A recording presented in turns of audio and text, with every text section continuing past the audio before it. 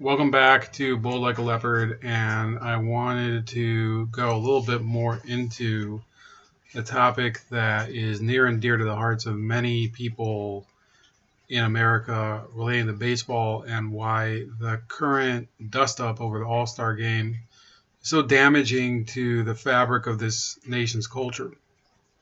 First of all, I do want to remind you, please subscribe to the newsletter. The latest edition will be linked in the description of whichever video that you're watching today.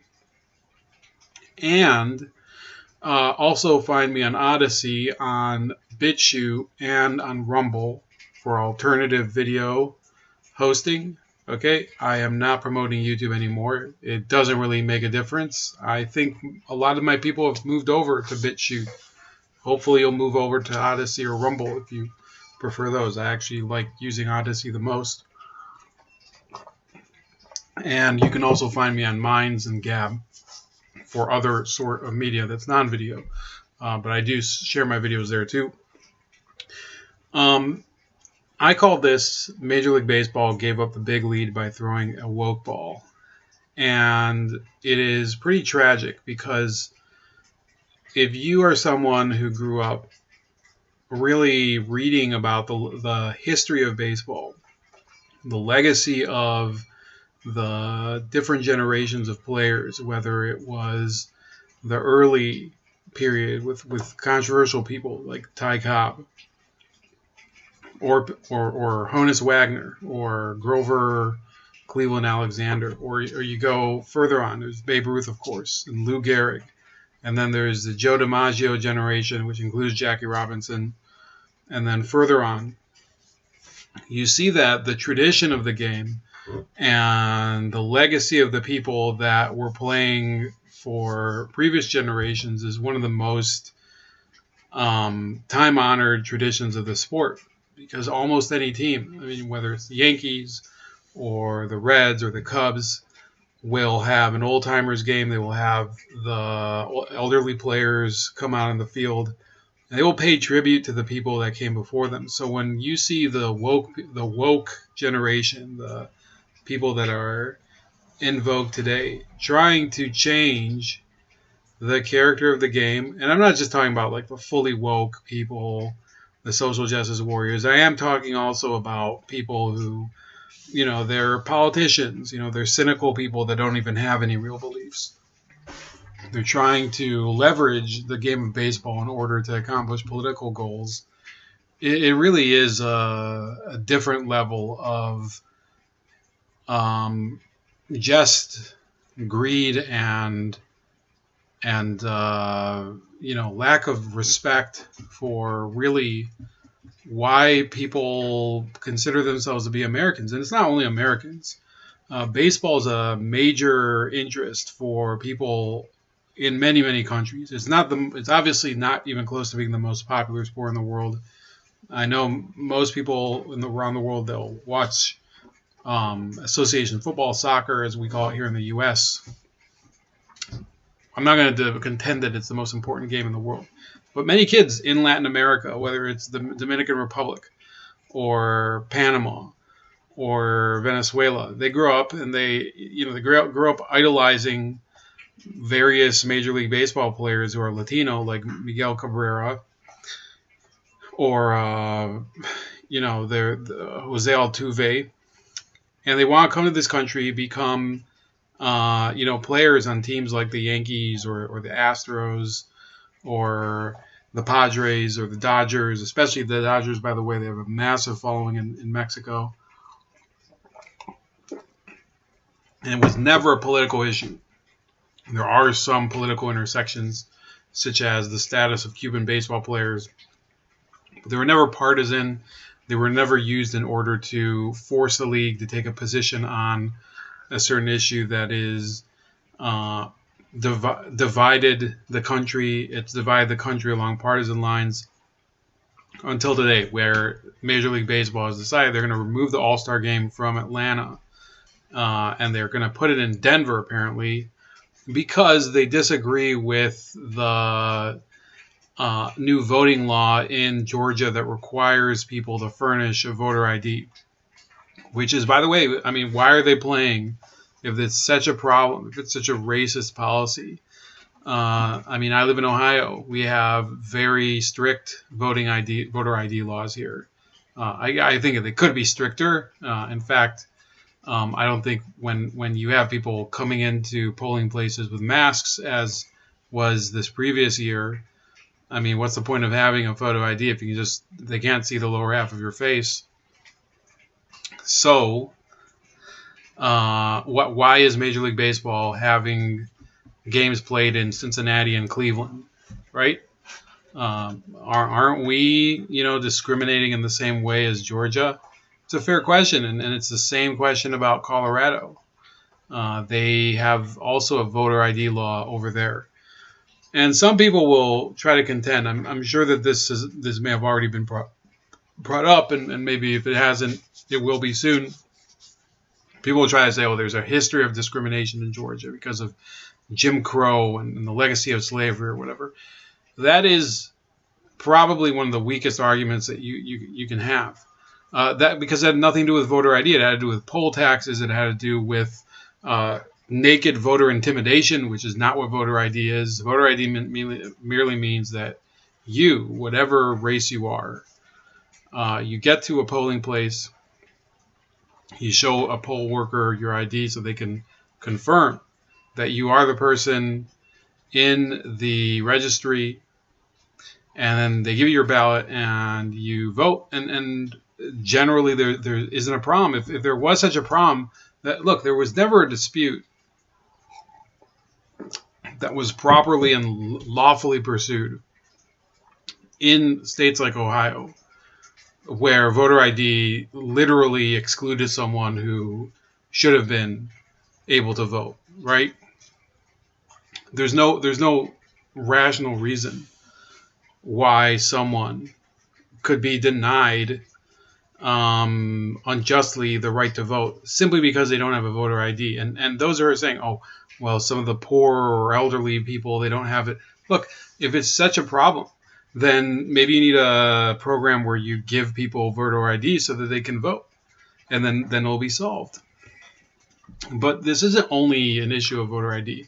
See, what I go into over here is that, look, I'm not expecting pro sports or the Olympics or any other athletic competition to be totally devoid of politics. Sports exists in the world at large.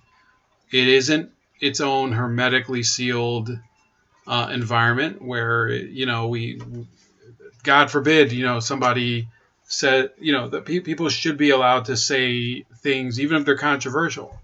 That doesn't spare them from a reaction. That's one of the reasons that this whole cycle of wokeism has damaged sports, because yes, athletes like Colin Kaepernick, they have a First Amendment right to express themselves and their opinions, whatever they are, at least in the public sphere, right? NFL rules are sort of a little different, but ultimately the NFL agreed that, oh, he can express himself. Well, okay, so he can express himself. The fans can express themselves.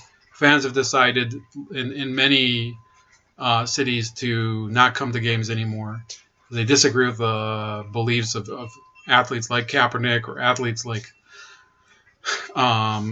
what's the guy's name? Malcolm Jenkins, I think, used to play for the Eagles, if I'm not mistaken. And this whole issue that's happening now with baseball, it's actually spitting on the legacy of some of the most important athletes of the sport, people like Jackie Robinson. And I want to explain why. I went through this article saying that, look, I'm not going to deny that sports can move public opinion in the country and have people, change their attitude, right? Decide that maybe things that they thought about a certain topic are wrong. There was, remember Lance Armstrong and his whole campaign against cancer and everything, and ultimately there was this fall from grace. Remember that there was, the whole issue of Jimmy V struggling with cancer. Those are powerful stories. You also have stories of people like Tanya Harding assaulting Nancy Kerrigan. That it becomes a little bit more of a tabloid world, right? And you start to see that our notion of where sports is in society is not exactly rooted just in what's going on the field or on the ice rink or on the soccer pitch or on the track. It is a little bit beyond the field. But this idea that sports is the arbiter of public opinion is wrong. And that's really what I think I'm getting at here, because Rob Manfred and Major League Baseball, they thought, well, we're going to move this game from Atlanta. It will be putting baseball on the right side of history. We're going to have people realize that Major League Baseball does care about voting rights and about racial equity. That's what I think he wanted people to believe. And the unfortunate truth, and I should feel sorry for Rob Manfred. Somehow I don't think he's altruistic in this. Color me a cynic. But the truth is that, I think that he's really disgraced baseball. And I think if you would ask baseball players of several generations, they would say, I mean, what is he thinking, right? The city of Atlanta is the symbol of the new South, the South that emerged out of Jim Crow, that is more forward-thinking, that's more resilient, that's, by the way, also more stylish. There's also, I mean, you also have to admit there's plenty of awful problems in Atlanta,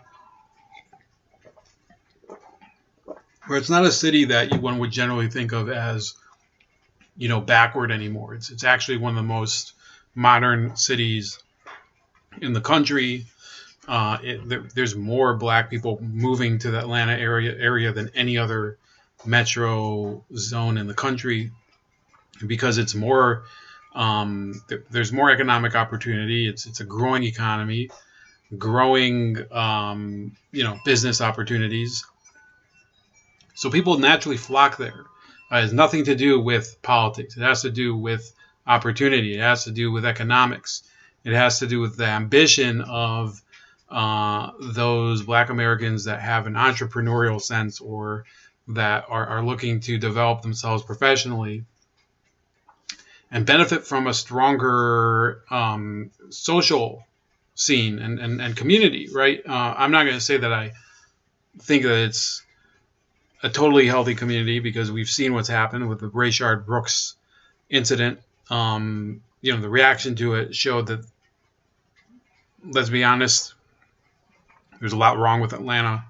But you're not going to solve any of that by moving the AllStar Game from there. And look, the Atlanta Braves fan base. I'm not an Atlanta Braves fan, but I did used to watch them on TBS. They were on TV every day. It is one of the best fan bases in baseball. You're spitting in their faces. And the other thing I wanted to get into is how would, like I said, yes, sports can move public opinion, but how does it happen? I got into the fact that Jackie Robinson, right? This is a photo of him when he was an announcer for ABC. He was already retired and everything. Jackie Robinson broke into the league, the National League, in 1947 for the Brooklyn Dodgers, and he essentially proved in one season that not only could black players compete at the top level of baseball, he was one of the most ruthless base stealers. He was one of the best hitters on the team. He provided an instant spark. The Dodgers won the pennant, lost the World Series, but they won the pennant for the first time in several years. And people started to notice, a lot of these guys who've been excluded from the game, they're immensely talented, and there's really no excuse for keeping players of other races out of baseball simply because of a gentleman's agreement, as had been called since I think it was called that since the 1920s, when baseball owners said, well, we're going to restrict these players from the major leagues, and the black players would have to play in what was called, I can't even say the word on YouTube anymore, but a different league, let's call it. It's not even the real N word, but it's another word that you can't say. Look, the black struggle for equality in Major League Baseball in many ways was a harbinger of the civil rights era. Jackie Robinson should be looked at by Americans as a guy who became a hero because he was great at his sport, because he was great as a person, great as a teammate, great as a human being. And it had nothing to do with anger and restorative justice and all these buzzwords. He was a great baseball player. He changed America forever. From then on, teams started to realize, there's a lot of these players, pitchers that we could be fielding. We could be having all sorts of these players. Roy Campanella joined the Dodgers not long afterward. This is an era that's way in the past. Most of us weren't even born at the time. Those of us watching on YouTube, and therefore, their accomplishments moved even the opinions of some of the worst racists in baseball to decide, look, it's all well and good to exclude people because you don't like them, but what if you can't win because you're ignoring immense talent? And the Red Sox, with their owner Tom Yawkey at the time, were saying, we're just not going to have these players, right? They weren't saying it up front, but they were essentially like avoiding signing a black player and putting him on the starting roster.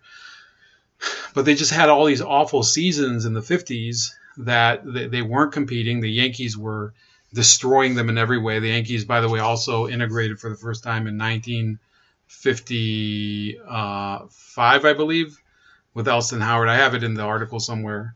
And they were just winning year after year after year. And America was leaving the racist legacy of the gentleman's agreement behind because teams wanted to win the pennant. They wanted fans to come in and enjoy the game, pay more at the concession stand, really embrace the team, listen to them on the radio, buy the products that are being advertised through the team. That was capitalism at its best, acting to open opportunities for Americans, but also to make the game better for for fans, black and white fans. And it was that era where, by playing baseball at a high level, by succeeding, by winning titles, also by winning, Don Newcombe of the Dodgers was, the first black pitcher, I think, in Major League Baseball. He also, people don't know this, he was the first Cy Young Award winner. So it was all based on the fact that, these guys had superior talent. Now it's not as if at every stage we've only, black people did not dominate baseball, in every single respect, right? But there have been amazing players coming out of the black community, right? Reggie Jackson in the 70s, Bernie Williams in the 90s, Barry Bonds, whatever you think about him. You had amazing Latino players come in. In my time, they started to have great Asian players come in, all because of a great player named Jackie Robinson. And so he changed opinion. People don't, it's unheard of nowadays to think that, we can only have one race in baseball. It's ridiculous. Like nobody would even consider it. And I was thinking about it earlier this week. I was in New York City. I was passing by a newsstand. There was a guy in full Mets regalia, ready to listen to a game or go to the game. Maybe it was going later in the day. I think it might have been an evening game. But he was decked out completely in Mets gear. And you can see that there's this enjoyment of the season, the enjoyment of the atmosphere, the real, appreciation for how baseball is identified with the spring and the renewal and being outside and having, the youth come out and really, enjoy the atmosphere. It's been irretrievably ruined by this politicization, by people like Stacey Abrams, people who they said, well, now we have to have people, you know, now we have to have the sport basically abandon Georgia, or put the All-Star game in a different state, right? So that's their logic. They're like, well, because of this voting law, because of something that we perceive to be injustice, something that we simply disagree with, people can enjoy a baseball game, the All-Star game, the most, a very, it's at least a lucrative event if you believe a lot of this sports marketing. I personally don't believe it actually makes money for the community, but many people do. And regardless of whether it does benefit the community, many people like it, right? And now, because of the moving of the All-Star game, the city of Atlanta has lost money because of it, because they did, as usually happens, invest in advertising and tourism investment and all sorts of deals and upgrades to facilities in order to bring the All-Star game. So it's an inconvenience to the fans. It's a waste of money for the city, all in the name of sticking baseball's nose into the political decisions of the state, right? And it doesn't belong there. And I think that I can't say what Jackie Robinson would have said today regarding this. But I don't think that it would have been really considered their approach to solving problems, where you say, well, we're not going to play a game over there. No, they would have wanted to play in Atlanta. They would have wanted the fans to come out, white fans, black fans, fans from other countries. Atlanta is a very international city, from what I understand. People come in and they see this, and yes, there's racial problems in America. There's a racial issue with the Braves themselves. Why isn't Major League Baseball, if they're so sensitive of the issue of race, they haven't compelled either the Indians, the Cleveland Indians, or the Atlanta Braves to change their mascots and logos to something more acceptable. That's really had its, they've dragged their feet on it a lot, and it's a complicated issue. Major League Baseball knows that the fans would not enjoy seeing their team names changed to something else. But they also know that some Native Americans, not necessarily the majority, but some Native Americans find it to be degrading that they're being used as sports mascots, right? So why is baseball focusing on this voting issue, which has nothing to do with Major League Baseball, and not sorting its own house out, right? So that's about it. I don't want to go too long. Please like, share, and subscribe. May do a live stream sometime this weekend. Also, subscribe to me on Odyssey, on BitChute, and Rumble. You can also tip me on Subscribestar. And you can find me on Minds and Gab if you just want to comment back and forth or chat or something. And have a great day. And we'll talk to you later.